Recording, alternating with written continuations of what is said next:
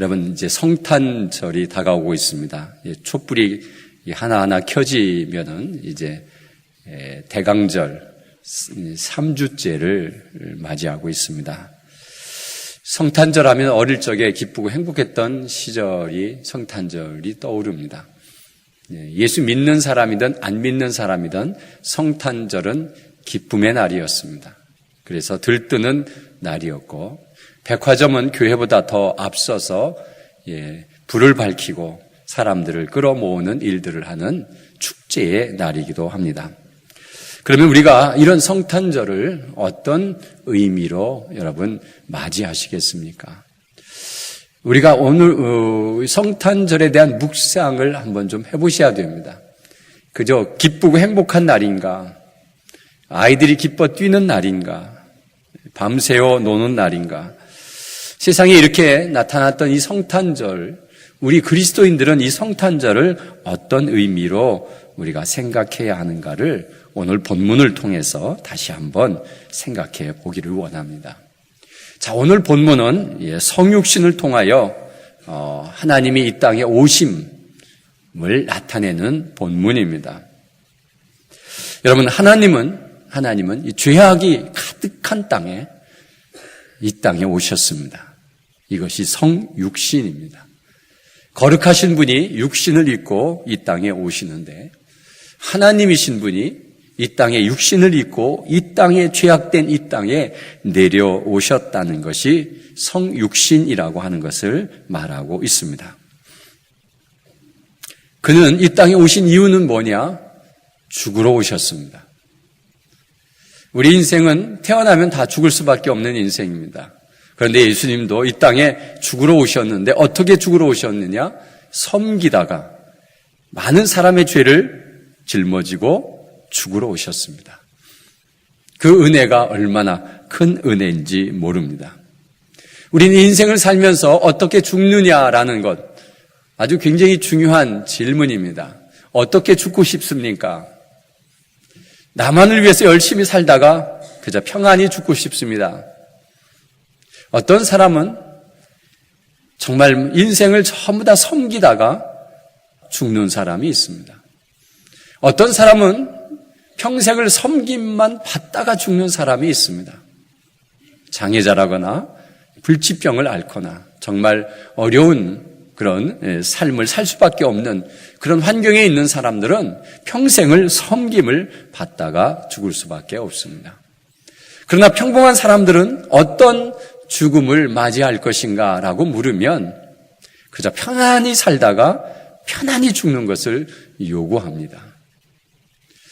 여러분, 우리는 어떤 죽음을 죽어야 하는가라고 하는 것에 대해서 다시 한번 생각해보고, 오늘 주님이 하늘에서 이 땅으로 내려오신 것은 자신의 그 권세와 권위와 또 자신이 가지고 있는 영광과 또 하나님으로서의 누려야 할 모든 것들을 포기하고 죄 많은 인간 속으로 들어오신 하나님이셨습니다.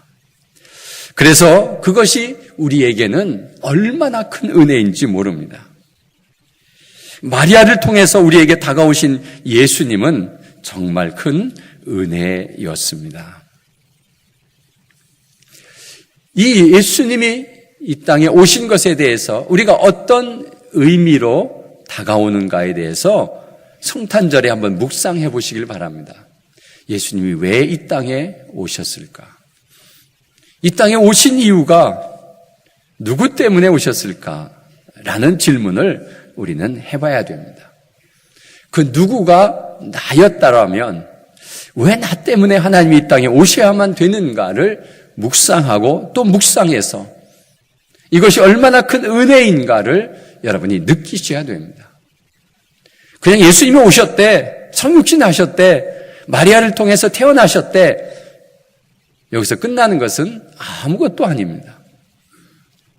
그냥 아는 하나의 지식뿐입니다. 그러나 예수 그리스도, 그가 하나님의 아들이면서 이 땅에 오신 것이 내 마음속에 감동과 은혜로 느껴지면 우리는 우리의 삶이 달라지고 우리의 신앙생활이 달라지게 되었습니다. 이 사건을 우리가 오늘 본문을 통해서 볼 수 있습니다. 가브리엘 천사가 나타나서 마리아에게 나타나서 내가 아들을 낳을 것이다 이야기합니다. 마리아는 얼마나 놀라는지 모릅니다. 저는 이런 질문을 해봤습니다. 왜 마리아를 선택했을까? 수많은 여자들 중에 또 왜 요셉을 선택했을까? 그리고 왜 나사렛 동네에서 그 사람이 선출되었을까? 선택된 사람들입니다. 왜 하나님이 그를 선택했을까? 아무리 찾아봐도 특별한 이유가 없습니다. 놀라운 것은 요셉은 다윗의 가문이에요. 그래서 다윗의 가문에 메시아가 나겠다라고 하는 것이 구약에 예언되어 있기 때문에 요셉이라는 사람을 선택할 수 있었는데 그 사람은 시골 사람이에요. 사람들이 별로 아는 사람이 없는 다윗의 자손 요셉이었습니다. 그럼 마리아는 어떤 사람인가 봤더니 그도 시골 동네에서 사는 그저 평범한 처녀였다라고 하는 것입니다.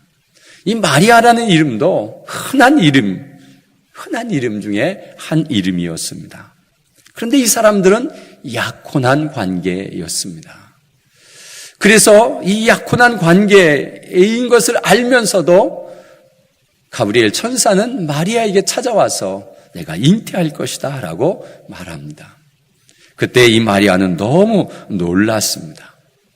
여러분, 처녀가 잉태하여 아들을 낳을 것이다 라고 한 것은 그 이유는 예수 그리스도는 죄의 원죄를 타고 오시면 안 됩니다. 남자의 자녀는 여러분 원죄를 가질 수밖에 없습니다.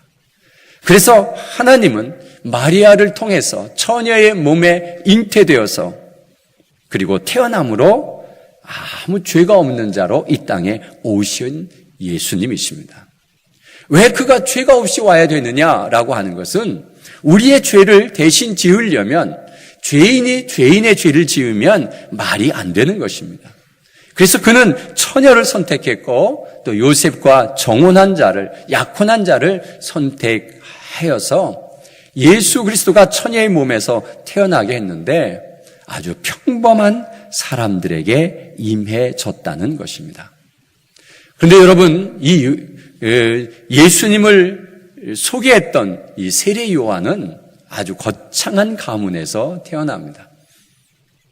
굉장한 제사장의 가문, 남편도 제사장의 가문이고 아내도 제사장의 가문인 곳에서 태어나고 그리고 아기를 낳을 때 이 사람들이 정말 많은 나이 들어서 태어나서 그 시대에 굉장한 인기를 끄는 그런 세례 요한으로 태어나지만 예수 그리스도는 아주 시골 동네 아무도 알 수 없는 그런 곳에서 아주 평범한 가정에서 태어나는 모습을 볼 수가 있습니다. 그 이유는 예수 그리스도는 조용히 우리에게 다가오셨습니다.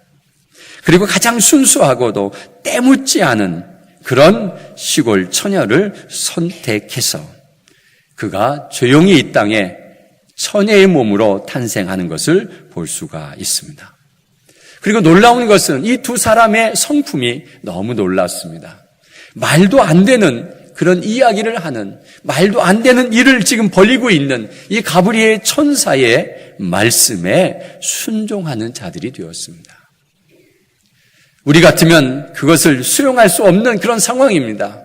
처녀가 잉태한다는 것은 말도 되지 않습니다. 약혼한 것 다 깨버려야 됩니다. 심각한 문제가 나고 가문에 심각한 문제가 일어나는 이런 상황 속에서 그것을 감수하며 순종하겠다고 하는 이 마리아의 성품을 하나님은 보셨던 것 같습니다. 오늘 마지막 절에 뭐라고 말합니까? 주의 말씀대로 내게 이루어지이다. 이렇게 말씀하고 있습니다. 이 천사가 마리아에게 은혜를 입은 자요라고 말합니다. 두 번씩이나 말하면서 너는 은혜를 입은 자다라는 것이죠. 이 은혜라고 하는 단어는 그저 받았다는 것이죠. 어떤 선택, 어떤 잘함, 너희가 능력이 있고 내가 잘해서 내가 이런 것을 준다 그런 것이 아니라 그냥 하나님의 선물을 받았는데 놀라운 선물은 뭐냐? 하나님의 아들을 잉태했다고 하는 선물입니다. 이것은 전적으로 하나님의 은혜였다라고 하는 것입니다. 마리아가 이쁘고 마리아가 잘나서 이것을 허락한 것이 아니라 전적인 하나님의 은혜로 이것을 받았다고 하는 것을 계속해서 말하고 있는 것입니다. 만약 내가 어떤 조건을 걸고 내가 이런 행동을 해서 내가 너에게 예수 그리스도를 잉태하도록 만들어 주었다라고 말하면 이는 교만했을 것입니다. 내가 이렇게 해서 이런 하나님의 축복을 받았어라고 자랑할 수 있지만 이 마리아는 그럴 수가 없습니다. 아무런 공로와 아무런 대가가 없이 예수 그리스도를 잉태하는 특권을 누리게 되었습니다. 그는 너무 두려웠습니다. 너무 어렵지만, 왜냐하면 처녀가 잉태하면 그 시대에는 돌에 맞아 죽기도 하고요. 아주 엄청난 벌을 받는 것이 그 시대의 아주 중요한 법률입니다. 그것을 감수하겠다고 하는 그런 의지, 그런 것을 가지고 내가 죽더라도 이것을 순종해야 되겠다고 하는 다부진 마음을 가진 처녀였기 때문에 하나님께서 그를 선택하시고 내가 은혜를 입었다라는 것을 분명하게 가르쳐주고 있습니다. 놀라운 것은 또 이름을 다 지어줬습니다. 예수라 하라 이렇게 이름을 다 지어줬는데 내가 난 자식 내가 이름을 짓는 것이 얼마나 좋은 일입니까? 그런데 벌써 이름까지 다 지어놓으셨습니다. 그 이름 속에는 사명이 있었어요. 그 이름에 사명이 붙은 것은 그 사명대로 살도록 하는 것, 이것이 하나님의 뜻이었다라고 하는 사실입니다. 그래서 그 이름대로 그를 키워야 되고 그 이름대로 그가 나가서 일을 하도록 그렇게 만들어야 하는 것이 부모의 책임입니다. 그래서 그 이름을 받아들이고 그는 구원자다라고 하는 예수, 많은 사람을 백성에게 돌아오게 할 자다, 백성들을 돌아오게 할 자다라고 하는 이름을 가진 예수를 잉태하고 그를 출생하는 그 일에 마리아가 선택되므로 마리아는 너무나도 큰 은혜를 입은 자가 되었습니다. 마리아는 말합니다. 나는 남자를 알지 못합니다. 자, 이 말은 무슨 말입니까? 도대체 이 지금 되어지는 일은 도대체 어떻게 되어지는 일입니까? 내가 남자를 알지 못하는데 어떻게 아기를 갖습니까? 이런 말도 안 되는 소리를 좀 안 했으면 좋겠습니다. 그 이유로 인해서 벌어지는 수많은 고난과 역경은 누가 책임집니까? 라는 뜻을 포함할 수도 있습니다. 도대체 받아들일 수 없는 애매한 말을 하는 이 천사의 이야기를 어떻게 받아들여야 되는지 천사에게 말합니다. 나는 남자를 알지 못합니다. 네, 그 질문에 대한 대답을 하는데 뭐라고 대답하느냐 하면 성령이 내게 임했다라고 말씀하고 있습니다. 뭐라고 말합니까? 천사가 대답하여 이르되 성령이 내게 임하고 지극히 높으신 이의 능력이 너를 덮으시리니 이러므로 나실 바 거룩한 이는 하나님의 아들이라 일컬어질 것이다. 내가 할 수 없는 도저히 감당이 안 되는 그리고 말도 안 되는 남자를 알지 못하는데 잉태한다는 것이 말이 안 되는 일이지만 내가 보기에는 이해할 수 없는 일이지만 성령님이시면 할 수 있다라고 말하면서 하나님의 모든 말씀은 능하지 못하심이 없느니라. 할 수 없는 일이라도 성령님은 하신다는 것이죠. 그러기 때문에 하나님이고 그러기 때문에 하나님의 아들이라고 하는 그런 특권의 놀라운 은혜를 가지고 이 땅에 오시는 예수님이심을 지금 말하고 있는 것입니다. 여러분, 우리는 이런 모든 질문들을 많이 합니다. 도대체 어떻게 된 일입니까? 왜 나만 아파야 됩니까? 왜 나는 이런 삶을 살아야 됩니까? 나는 왜 이렇게밖에 못합니까? 라는 질문을 할 수밖에 없습니다. 그러나 놀라운 것은 그런 질문에 하나님은 이런 대답을 해 주신다는 사실입니다. 여러분, 우리는 하나님께 이런 질문을 참 잘 해야 되는데 우리는 이런 질문을 잘 하지 않습니까? 않습니다. 나는 왜 여기에 태어났습니까? 나는 왜 이 가문에 태어났습니까? 나는 왜 여기에 있습니까? 나는 왜 이 교회를 다닙니까? 나에게 직분을 주시는 이유는 무엇입니까? 이런 질문을 해보셔야 됩니다. 그래야 하나님의 대답이 있는 사실입니다. 이런 질문을 많이 할수록 우리는 하나님의 은혜가 얼마나 큰가를 경험할 수가 있는 것입니다. 사랑하는 성도 여러분, 성탄절을 맞이하면서 우리가 이런 것을 한번 생각해 봅시다. 여러분은 은혜를 입은 자입니까? 내가 은혜를 입은 자입니까? 하나님이 내게 무엇을 주셨나요? 어떤 선물을 주셨나요? 정말 하나님이 내게 주신 은혜가 무엇입니까? 라는 질문을 해보셔야 됩니다. 마리아는 구세주를 잉태하는 그런 특권을 누렸는데 하나님, 저는 저에게 주신 게 뭡니까? 라는 것이죠. 여러분, 무엇을 받으셨습니까? 건강을 받으셨나요? 아니면 잘 사는 모든 것을 받으셨나요? 그게 하나님의 은혜였나요? 여러분, 우리는 믿음을 받았습니다. 하나님의 말씀을 받았습니다. 그래서 내가 구원받을 수 있다는 것을 깨달았습니다. 이것은 하나님의 전적인 은혜입니다. 세상 사람들을 예수 믿으라고 아무리 외쳐도요, 안 믿습니다. 구원이 있다고 얘기해도 안 믿습니다. 영생함이 있다고 얘기해도 안 믿습니다. 그런데 내가 그것을 믿었다는 사실은 이것은 정말 큰 은혜입니다. 이게 왜 믿어지지? 믿을 수 없는 일입니다, 여러분. 본 것이 있습니까? 만져진 것이 있습니까? 어디가 확정된 게 있습니까? 아무것도 없는 이런 상태에서 예수 그리스도가 이 땅에 오셔서 우리를 구원하시고 그를 믿는 자마다 영생함을 얻겠다고 하신 이 말씀이 믿어진다고 하는 것은 진정한 하나님의 은혜입니다. 여러분, 이 말씀을 믿으십니까? 그러면 여러분은 진짜 은혜 받은 자입니다. 은혜 받으셨습니까? 근데 내가 얼마나 은혜를 받았는지에 대해서 모르고 있어요. 그래서 이 은혜는 뭐라고 자꾸 생각하느냐 하면 뭐예요? 맨날 돈, 맨날 자녀 잘 되고, 내가 뭐 이렇게 해주는 거, 이런 것만 은혜인 줄 알아요. 이거는 값싼 은혜예요, 여러분. 진짜 큰 은혜는 하나님이 내게 다가오셨다는 거예요. 내 속에 들어오셨다는 거예요. 그리고 나를 구원해 주시겠다고 약속해 주신 그 약속의 말씀을 내가 믿었다는 사실이 얼마나 큰 은혜인지 모릅니다. 그런데 놀라운 것은요, 그 하나님이 성육신 돼서 이 땅에 내려오신 것처럼 내 안으로 들어오시겠다는 거예요. 내가 내 안에 가겠다라는 것이죠. 내가 내 안에 가겠다고 하는데 여러분, 그 예수 그리스도를 어떻게 하시겠습니까? 거절하시겠습니까? 영접하시겠습니까?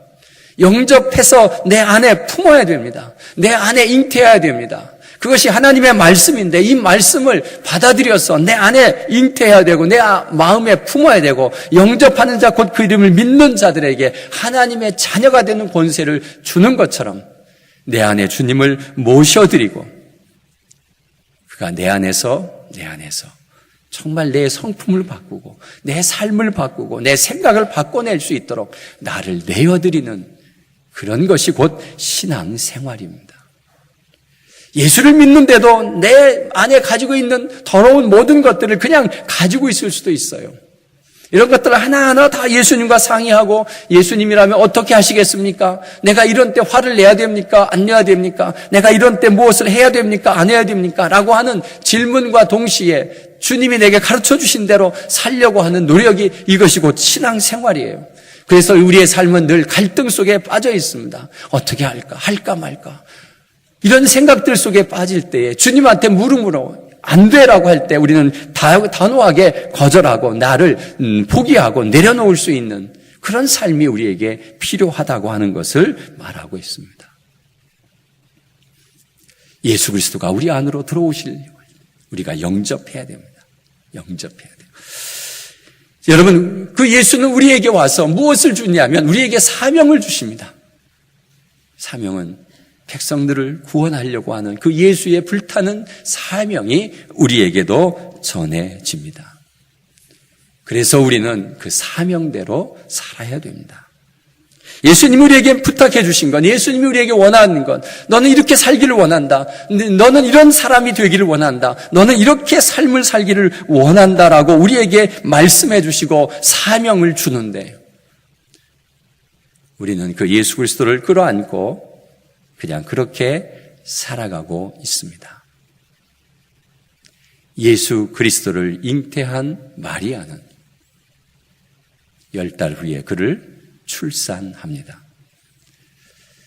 그가 이 땅에 태어나서 육신의 몸을 입고 태어나서 무럭무럭 자라가지고 그는 그의 사명을 다 감당합니다. 그런데 많은 그리스도인들이 예수 그리스도를 잉태한 것까지는 됐는데 출산을 안 합니다. 늘 내 속에 있습니다. 늘 내 안에 주님이 있습니다. 주님이 나와 함께 하심을 나는 경험합니다.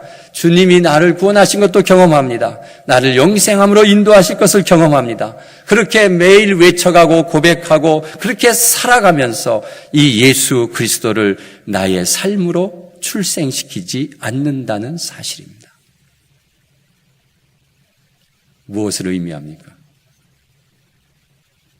나와 예수는 친하고 내 안에 계시고 나와 예수는 내가 잘 아는 관계이지만 출생되지 않는 예수는 아무 의미가 없습니다. 여러분, 예수 그리스도가 내 삶 안 바깥으로 뛰어쳐 나와서 그 예수가 움직이고 그 예수가 사는 삶을 우리도 따라하고 그가 지은 십자가를 우리도 짓고 그가 봉사하고 섬겼던 그런 모든 일들을 감행하면서 우리는 작은 예수로 살아가야 되는데 우리는 예수를 품은 자로 살아가는 이 안타까운 현실 때문에 이 사회는 변하지 않습니다. 수많은 크리스찬들이 있다 하더라도 수많은 예수를 잘 믿는 사람들이 교회에 많이 있다 하더라도 교회가 크게 지어졌고 수많은 사람들이 예수를 믿지만 예수로 살아가는 작은 예수들은 탄생되지 않는 이유는 무엇입니까? 이 연말이 지나가면서 이 교회에 수많은 일들이 많아서 좀 일 좀 해주세요라고 하는데 그 일 하나도 못하겠다고 왜 나만 시키냐고 왜 나는 이렇게 하냐고 내가 얼마나 바쁜 사람이냐고 하면서 이런 말들을 나올 때 도대체 우리는 주님을 위해서 무엇을 한다는 말입니까? 어떤 봉사를 합니까? 내가 주님이 내게 주신 사명을 가지고 무슨 일을 하고 있습니까 지금? 그냥 예수만 품고 교회만 다니면 영생함이 있는 것으로 생각하십니까? 아무 수고하지 않고 도대체 어떻게 거창중앙교회 아이들이 1000명 있어서 그 미래를 확 밝혀주는 놀라운 사건이 일어났어요. 그런 시골 동네에 1000명의 아이들이 예수를 믿는다는 것은 정말 깜짝 놀랄 일이고 그 교회 교사들은 아침 7시에 출근해서 주일날 하루 종일 교회에서 아이들과 함께하며 저녁 6시, 7시에 퇴근하는 온 교인이 거의 그럴 정도로 태어나고 있거든요. 여러분의 생에 어떻게 죽으시겠습니까? 그냥 나를 위해서 열심히 봉사하다가 그렇게 죽어가시겠습니까? 아니면 섬김의 사람으로 죽어가겠습니까? 아니면 섬김만 받다가 죽어가겠습니까? 여러분, 우리는 예수 그리스도가 이 땅에 오고 내가 예수를 믿게 되었고 예수님이 내 안에 들어오셔서 나를 움직이는 그런 놀라운 은혜를 우리가 생각했다면 이 혼란한 시기에 내가 해야 할 일은 무엇인가?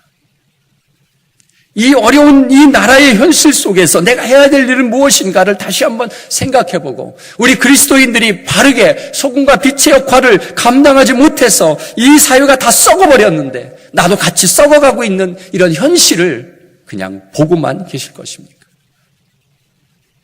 그저 남의 탓이라고 누구 때문에 이렇게 되었다라고 사람들에게 그 모든 것을 돌려버리고 정죄하는 사람으로 끝나버리시겠습니까? 아니면 내가 예수를 품은 자로 이 나라와 이 지역 사회를 위해서 어떻게 살아야 하고 내가 교회를 위해서 어떻게 일해야 하는가를 다시 한번 생각하는 다시 한번 묵상하는 성탄절이 되시기를 간절히 바랍니다.